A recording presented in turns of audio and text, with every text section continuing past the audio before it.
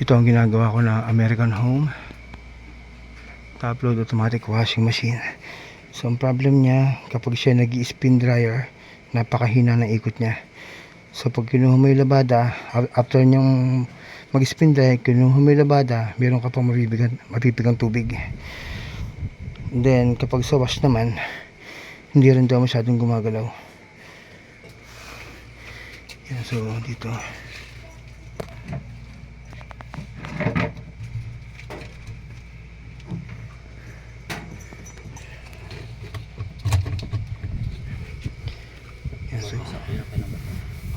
so papalitan ko itong belt na to kasi sirang sira na rin siya.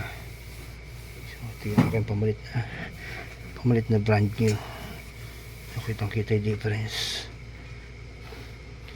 Yan. Sobrang manipis na yung sira, yung bago. Yan ang kapal. Adjust din to. Adjust ko rin tong motor niya. Hindi bang technician kasi kapag hindi naman talaga niya masyadong kabisado yan, nagpalit ka lang basta ng belt, hindi rin gagana na maayos. Kailangan mo talaga mag-adjust. Nakita mo, kaya may ganito ako. Yan yung talagang pang ano dyan, pang adjust ng tornilyo. Yan, so kakabit ko na yung belt niya, i-adjust yung motor.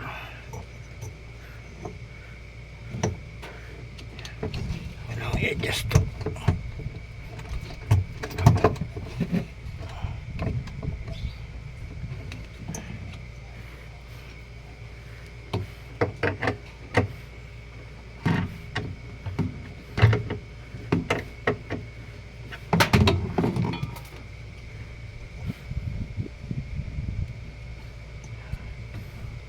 Bilang tornilyo pa.